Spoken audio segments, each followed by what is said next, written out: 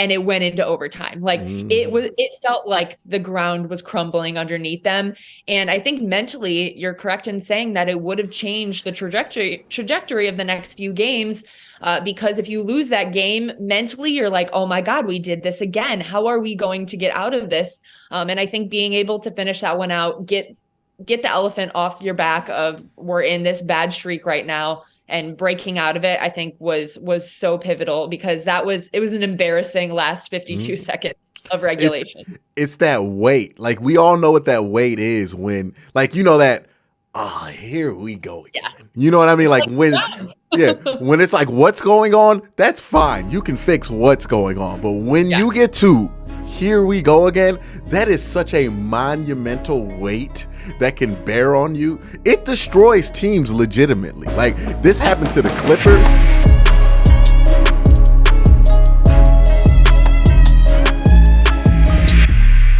So last week, we were begging for some wins. We did not want to come back here winless. We did not expect that we would come back with all the wins. Or maybe we did. All of them. It feels good. It feels good. We got our victory caps on. Like, it feels nice. We're not worrying about, is something wrong? Do we got to fire? The hot takes, they've gotten colder. You know what I mean? They've gotten colder.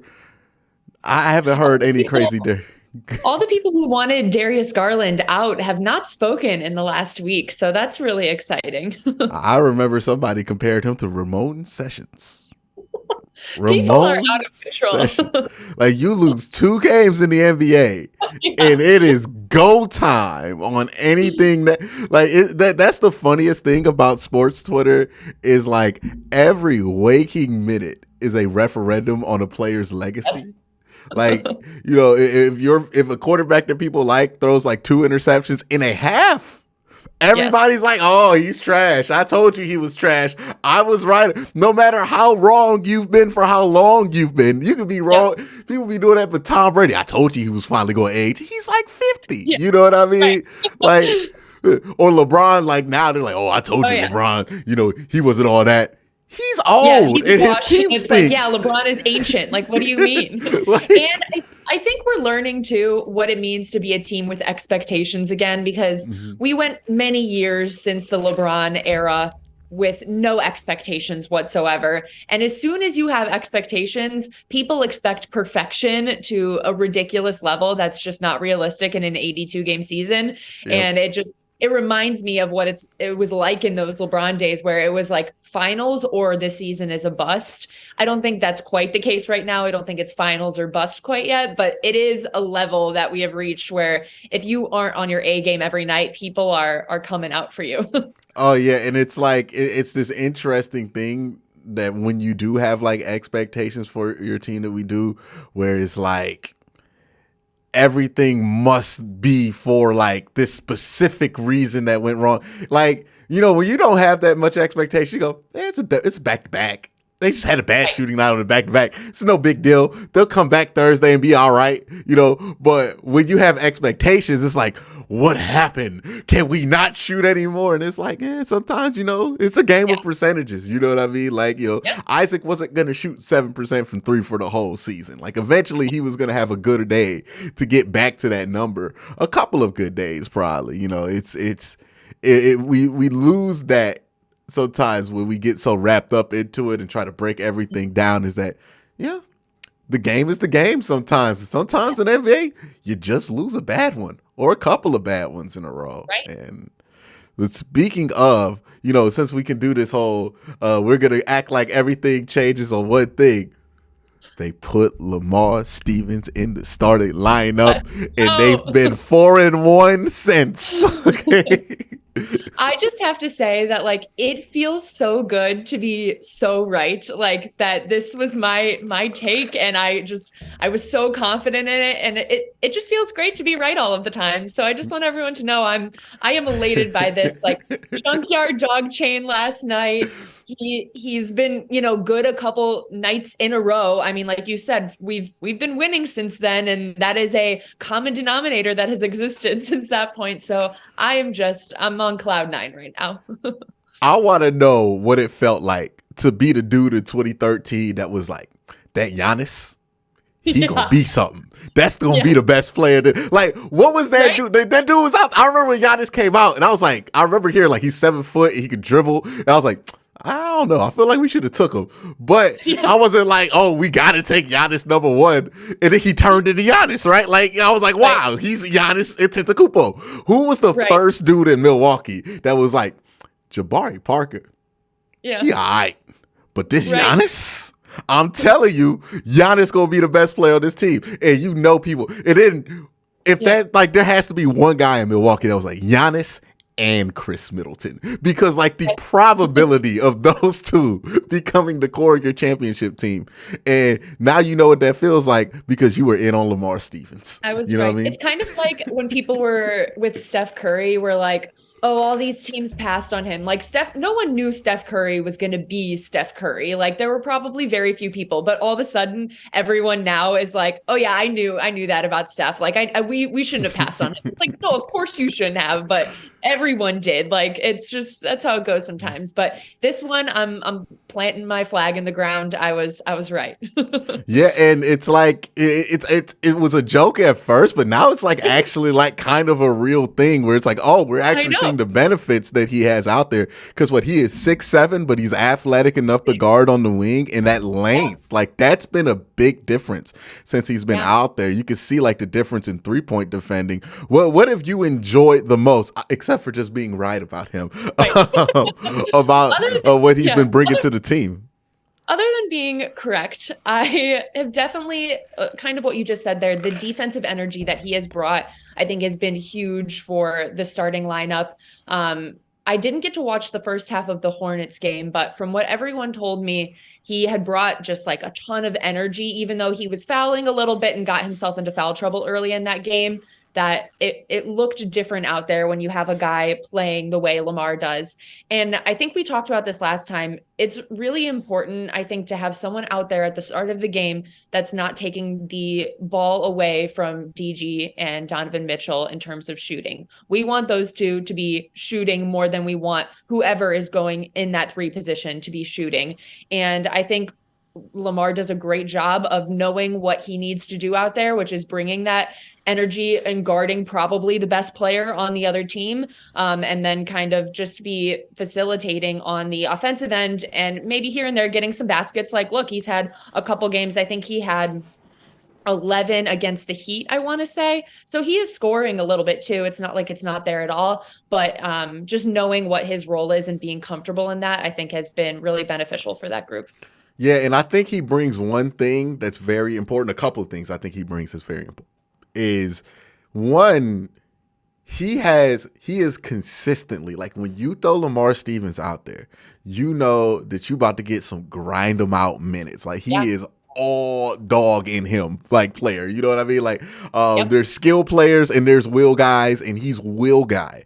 And I think that's an important piece for a playoff team to have, because like when you look at the good ones, they usually have that kind of guy, right? Kevon Looney in Golden State is that guy for them. You look at Milwaukee, Bobby Portis, right? Them Bobby Portis minutes in Pfizer, like it's crazy when Bobby like gets like a 3, gets a 2-point in the playoffs going and the crowd's going nuts. That could be what Lamar Stevens could be for this team. It's like, okay, he comes in, he gets a couple hard stops, he maybe gets a block, crowd goes crazy in the playoffs or something like that. And that's really what the lane is for him. And what gives him a leg up versus other players in that is like, he knows this is who I am, to a point to where even what Donovan Mitchell mentioned, like, you know, he was telling Donovan Mitchell, you getting burnt right now. You know what I mean? Like, so he's willing to just, he has that mindset in him where it's like, we gonna do one thing if I'm out here. We gonna play good defense, and I don't care who I got to foul to make that happen. And that matters because it just keeps guys aware and up. And I think where we saw that matter the most was in the fourth quarter of the last couple of games, because when he did get significant minutes in the fourth quarter, it looked a lot different than what it was earlier. But before I get into that, speaking of the fourth quarter, Atlanta Hawks, Cleveland Cavaliers, like we had that 2-game win thing, but hey, look, the Heat were depleted. Same thing for the Hornets. We really didn't know, were we really bouncing back, or was this Cavs team, just looking good against bad opponents, and were they going to disappoint us against the Hawks like they did last year in the play-in? But they played that game. Ab, you were at the game. Tell us the experience and your recap of it. Yeah, it felt like it was one of their most complete games, I would say, so far this season on both sides of the ball. And I think in large part due to the bench having a good night. I think we have seen when our bench can get going, this team is unstoppable. If the bench as a whole is pretty dead, then they are going to struggle because we just aren't putting guys out there that can get us anything. But for last night, Jetty had one of his crazy nights, 23 points. Even Rolo was getting some good minutes in there. I think he had 6 points maybe, but I think his effect on the game you could feel was a little bit more positive than it was in some more recent games where it was like, we got to get this guy off the floor. Like, this is not working right now. But he was playing really hard. And I think Jetty is an interesting one specifically because when his energy is up and he is playing well, I don't know if there's any player that galvanizes this team the way that he does. He just brings such an excitement. And when he is going, I feel like it gives everyone else that kind of level of confidence. And I think we saw that in the game last night. It was really fun to watch. The energy was awesome across the board. Yeah. One of the things that I felt was really interesting for this team during this 3-game stretch was that Hornets game, right? Because that one was the one where I'm like, they lose this one, then this starts to become a real thing mentally, right? That game had more on the line than what I think was on the scoreboard or on the record, right? Because it was like, okay, they did the thing again. They're up 12. They get into foul trouble. They turn the ball over a ton, and then they let a team sneak back in there incredibly. This is the same thing that spurred that 5-game losing streak that they're still trying to climb out of at the time. And then this thing goes to overtime. And what was really concerning was that first overtime was not going our way. We were down in the negative early in that. We went 2 possessions down very early in the overtime. And it was not until Darius Garland just completely caught fire and Evan Mobley caught fire that they were even able to tie the game. And then that rebound Evan Mobley got to kick it to Darius, and that massive 3 that he made to tie the game. That was huge. I can't explain how huge that was for this team, because if he does not make that 3, I think it's very realistic that they lose more games than we think they're going to, because that starts to creep in. Now you're like, why can't we close? And the confidence goes away there. But they found a way to get out of it. They go, okay, that was just weird. Then they destroy Detroit. And then they get in that same situation this time. And they're like, you know what? No, it's not happening. You know what I mean? Yeah. And that was so huge to me.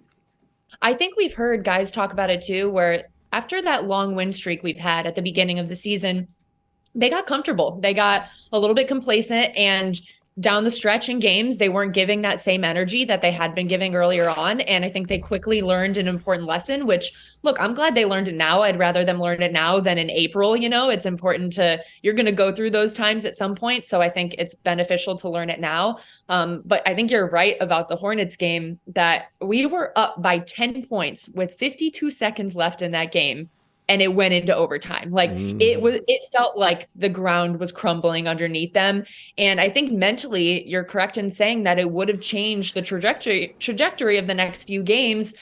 Because if you lose that game mentally, you're like, oh my God, we did this again. How are we going to get out of this? And I think being able to finish that one out, get the elephant off your back of, we're in this bad streak right now, and breaking out of it, I think was so pivotal, because it was an embarrassing last 52 seconds of regulation. It's that weight. We all know what that weight is when, that, here we go again. Yeah. You know what I mean?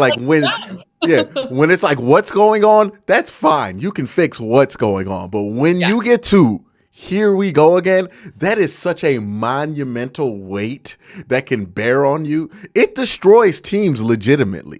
This happened to the Clippers because they kept blowing playoff leads. James Harden teams are notorious for this. They had to get rid of Ben Simmons from the 676ers because of these repeated things. The Toronto Raptors are a famous example of here we go again, because here we go. LeBron, again. Yep. We are the 1 seed. We just saw this team struggle with the 4 seed of Indiana, and we just got here we go, right? Like it's every like when that starts to become a thing, when it's not what's going on, it's here we go again. And I noticed because I was watching the game and I was like, oh my God, here we go again with this, right? And that was a pivotal moment because if they had succumbed to that, that could be what defines this team for the rest of the season. Not saying they will have a bad regular season after that, but that could be something that lingers in these big games for the rest of the year, for the playoffs. It could do like something like that can really poison the core. Like I'm not trying to be dramatic, but like these are the small things that you have to get right when you want to do a rebuild. And so much went right for them to get to this point. It would have been a shame to see something like that kind of creep in and become a thing. And it was just so satisfying to be like, oh, okay. Yes. All right. And I think that Atlanta game, winning the Atlanta game and then pulling away late like they did was like, okay, all right. We kind of figured this thing out, right? Now they did make some, especially because Atlanta is like such a good team. Like you said with the Heat, they were so banged up. It was like, this is a game we should win this game. Hornets is another team where you're like, we should definitely win this game. Playing the Hawks, it's like, this could be someone we have a playoff series against, like this is a really good team. So getting that was really huge. Yeah. And they made some changes during that stretch. I think some changes are going to be effective. They've really adjusted how they use Karis LeVert right now, right? I think it's a quick hook on Karis right now where it's like, all right, Karis, are you going to give us 2 or are you going to give us 20? You know what I mean? If it feel like 2, we're just going to keep you out for a little bit. And I think that's probably going to continue. His minutes are going to stabilize, I think, once Ricky Rubio comes back. Don't know what the timeline is for him. I've heard I think Brian Windhorst said he heard whispers of December, but he doesn't even want to be held to that. I know. I keep hearing like originally they were like January, February, and now there's like reports of December, but I just feel like that might be pushing it and that they'll just wait till after the new year and just kind of start then. But I mean, if he's ahead of schedule, I feel like everyone's always ahead of schedule on their injury recovery. So I don't know. It's hard to know what to believe. And it's always like in the NBA, it's like they're going to have him shoot with the team for like 3 weeks. You know what I mean? Like this is usually how this thing goes. Is like he wants to shoot with the team. The other day, he was taking some shots in warm-ups the other day. I was like, all right, we're getting there. We're getting closer. And then now he's doing one-on-one drills, and now he's doing team drills, and then it's like, okay, now he's back. There's gonna be like that week-long period of, is he back? Like he might be back. Is he back? They did the same thing with Darius, right? And he was coming back from that eye injury. So they're probably going to do the same thing with Ricky. But I think that's going to stabilize for him. And I think some guys are starting to settle into their roles a lot better. I mean, Jetty's Jetty, right? Jetty's going to do the Jetty stuff regardless of what his role is, because that's kind of what Jetty does. But I think Isaac Okoro has really found some more comfort in his role, right? I think he's starting to get, okay, now I'm making my transition to role player in the NBA instead of somebody who could potentially be a starting player. And I think he fits well as a role player in the NBA long term because he's so good in transition. When he is confident with like going downhill with the ball in his hands, he's so unstoppable, right? Like if he could just get that confidence there and then keep that 3-pointer at like 35%, he could be a really useful piece because he's good defensively. He's not going to start because he's not super long. Like that's part of the problem with him is his length as well. But he can provide a lot. It's one of those bench energy guys. And I think that's what they're trying to tell him. Whenever you listen to Darius Garland or Donovan Mitchell talk about him, they go, we need Isaac to bring that energy. We need Lamar to bring that energy. We need Jetty to bring that energy. They need energy from that second unit. And I think that's what Isaac's going to have to specialize in is he's going to be the dude, he's going to have to do the Kevin Love stuff. I might take a charge. Yeah. You know what I mean? Right. I'm going to get a fast break dunk. We going to run when I'm on the court. And I think he's starting to figure that out. What have you seen of Isaac over the last 3 games?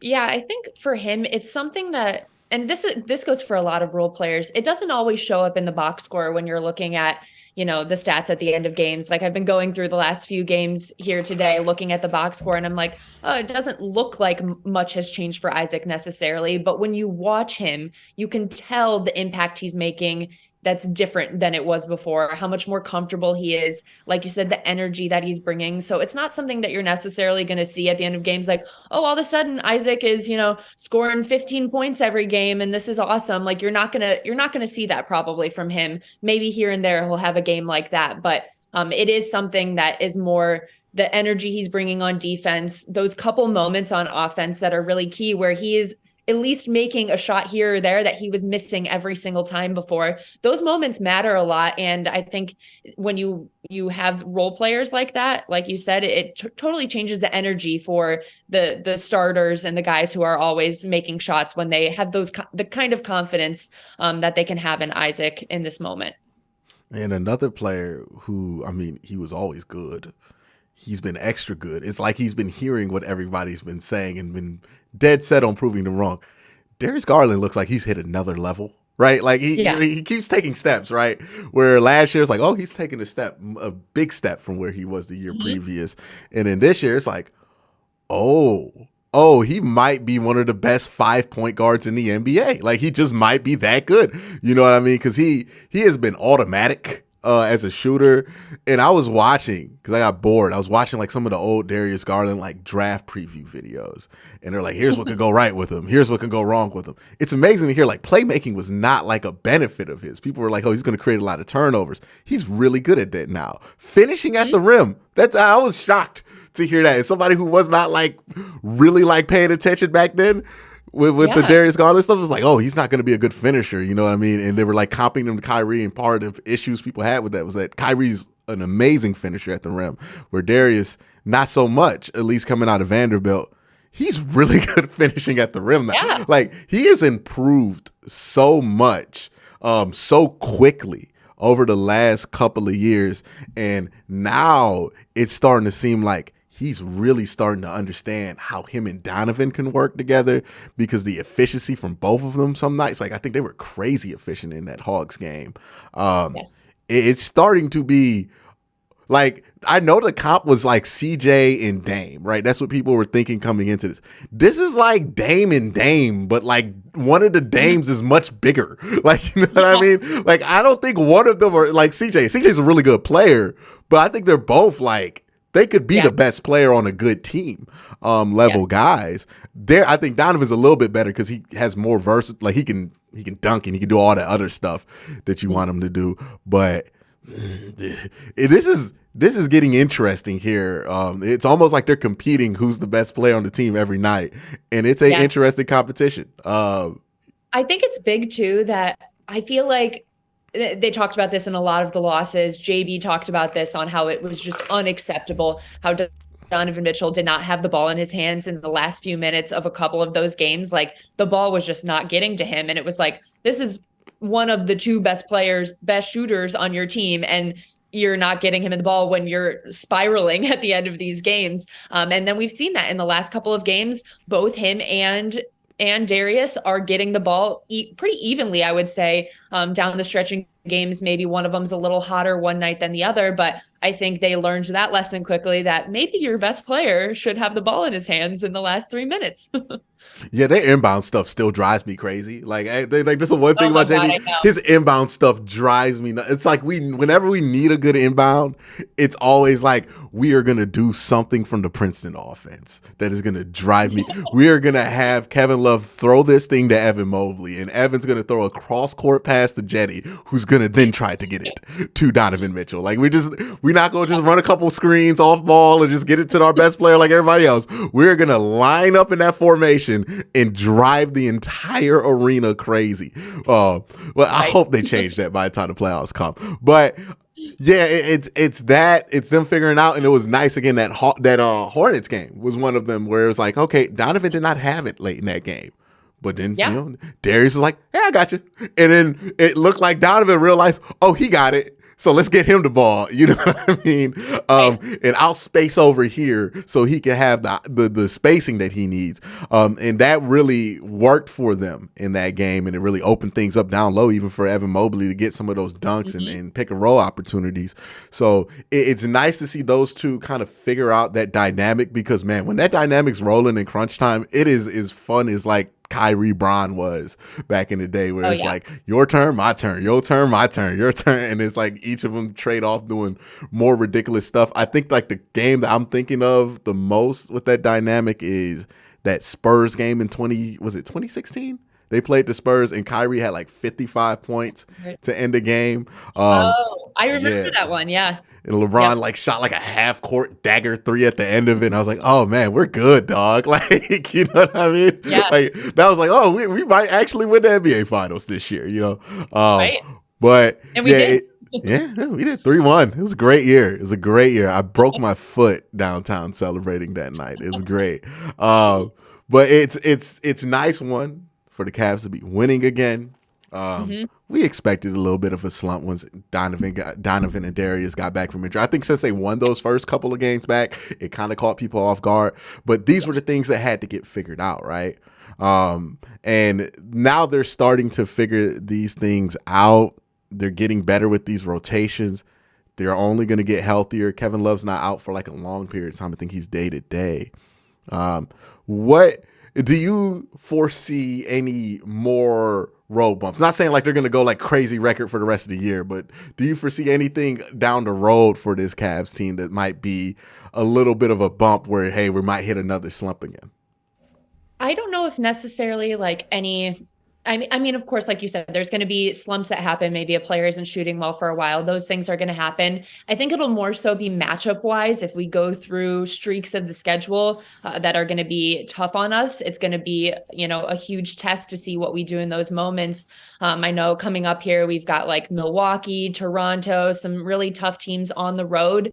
And those are going to be really big lessons for this team on like, what do you do in those moments? Obviously, we struggled on the road already this season in our West Coast trip. Is that going to continue? Are we still going to struggle like that? They play with so much energy at home, and they're so young. I think the energy at home helps them and that they feed off of it. On the road, it's a little bit of a different environment. And I don't know if it's age or just, in general, their mentality as a team on the road that they've struggled so far. But I think those games and those tests are going to be huge for them. Yeah, like we forget how young this team is. And like So, traveling is still like a new, like the NBA schedule traveling, that's yeah. like a real new thing that they have to deal with. And some of them, it takes a while for you to get your routine right. Like, okay, this is what I do. You know what I mean? It's easy to look like LeBron has like the most set like schedule of all time of what he does on the road. It's like kind of hilarious watching him move and like when he's now on the basketball court during the season because he's been doing it for forever, but he's 20 years in, you know what I mean? Yeah. One of the That things kind of makes me think of did you watch the Netflix special about the US men's Olympic team that had like Kobe, LeBron, like all Melo? It was like the 2008 Olympic team, but they kind of like talked about how all of them would be like partying at night, whatever, and they'd come back and they'd see Kobe walking to the gym and they were like, maybe I should change my habits and like form this new lifestyle. And I kind of feel like some of the young players maybe are like, oh, we're on the road, we're in LA, we're doing whatever. I mean, not saying I know that anything's happening, but you just maybe you're not quite used to the lifestyle yet of an NBA player and what it takes to really grind out on those road trips and the commitment that you have to have. And it's just funny. I always think of that moment now with Kobe and they're all like coming back at like 4 a.m. and he's headed down to the gym. And then they all eventually join him and are like, yeah, we're gonna work out with this guy at 4 a.m. rather than staying at the club till 4 a.m. And it made a huge difference in what they were able to do. it is always this factor that goes into it. When you are 20, you can bounce back from about anything, anytime, any night. You know what I mean? You can bounce back. But in your mid-20s is when you start having to build due on those kind of things, depending on how hard you went in your early life. You know what I mean? Now, I don't know how hard anybody was going. It don't strike me that any of these dudes were like hardcore partiers back in college or anything like that. But they might be hardcore gamers. They might be people who stayed up late all the time. You know what I mean? The bill comes due. Like, I bet you Jared Allen gets to bed a lot sooner. You know what I mean? Than some of these dudes. And that's just something that you have to learn, how late you can stay up, even if you're not going out. How do you treat your body? That's one of the things that's given LeBron this longevity, is that he is almost a psychopath about how he goes about treating his body. You know what I mean? Right. But he does it for a reason, because he wants the input to be consistent so the output is consistent. And I think that's probably like when you're a young team, you're used to, I'm just chilling with the friends and, we just playing cards. And we stayed up to 2 a.m, games at like 3. Oh, we'll be all right. You know what I mean? We young. But then, you start hitting that, you're not 22 anymore, you're 24. And next thing you know, you miss your 8 hours of sleep. You don't have the same bounce that you had if you had your 8 hours of sleep. And you learn these lessons as you get older. Like, it's important to remember, like, their bodies still age. You know what I mean? Like, athletes' bodies still age, and they age and do the same thing we do, because we know this stuff because we getting older. But I think we don't ever think about athletes, like, ever having that part was like, man, did you just wake up and your neck hurt for no reason? Like, that happens to them all the time, dog. Like, and it's hard for me to do my job, and I don't do anything athletic anymore. So I would imagine it makes that hard. But another great episode of the Cavs Attack with Ab and Q. Well, I said my own name. It's kind of weird. With me and Ab. Make sure that you subscribe to Ab's podcast. It's on Apple. It's on everywhere else. Spotify. A Girl from Cleveland. And then you also have Sports Illustrated Digest, where she writes about the Browns. It's on Twitter, Abby_Mueller_. Check it out there. I try to make sure I put the links in description. She has a bunch of stuff going on. She also tweets about the Cavs in all caps. And I do. A lot of y'all, tweet about the Cavs. Do it with her. Just, don't be one of the people that argue. See, it was sad during the losing streak. I felt like the all caps was dying because there wasn't anything exciting for me to talk about. But we're right back to it with the, Lamar Stevens moments, all caps for those. Just a lot of excitement again. So it's good to be in all caps again. I feel like that's how I found your Twitter account. You're like tweeting Quan, all caps. Like, who is this person tweeting Quan? What is this Quan, dog? Like, I didn't know what Quan was. Like, who is Quan? Cleveland legend. It's like, who is the Quan person? I'll follow him. But nonetheless, appreciate y'all for joining us on this podcast. The Cavs are winning again. Hopefully we get even more wins when we come back from the Thanksgiving break. I'll be very thankful for some more wins. And win over the Milwaukee Bucks. I mean, man, I would like that. You know what I mean? They'll get another Bill Simmons podcast going. Like, that's what I'll be thinking about. It's like, I'm just waiting for the next segment. Cavs are back. Let's go. I eat that stuff up. I just eat it up. Like, what win can trigger the next, with the Hoop Collective and Bill Simmons talking about us? You know what I mean? I want to feel good about what the national media feels about this team. Who can we beat that would trigger that? What's our next national TV game? Who do we play? The best part with Bill Simmons, too, he's obviously a big Boston guy. And I think they have, I don't know if they still have just 3 losses, but 2 of them are to us. And so I still feel good about that in my heart, that we gave them 2 of their 3 losses. I think they still have 3, but let's be real with Bill Simmons. He loves Evan Mobley so much that it's not going to take much for him to be on the trade, dog. Like, he is all in. He has all the Evan Mobley stock. He is a majority shareholder in Evan Mobley, futures. So he is so in on this thing. And it's funny watching Brian Windhurst, because he's he doesn't want to be a fan, but he's clearly still invested in the Cleveland Cavaliers somewhat, because he's connected to the team. He's gonna be the dude to do explain LeBron's statue, Brian. Right. All that. He's clearly going to be connected to the team, but he's excited about the team. And it's just nice to be oh, we not crazy. Everybody else thinks the team's good. You know what I mean? But it's going to be interesting seeing what happens going forward. I think we play Utah soon too. That's going to be an interesting game. I think I looked it up. It's December 19th or something. So it's coming up. It's coming up. It's gonna be an interesting game. Are we gonna get a Colin Sexton 40-point game in his return? Who knows? But again, thank y'all for coming. Thank y'all for watching. Y'all have a great day. Have a good night.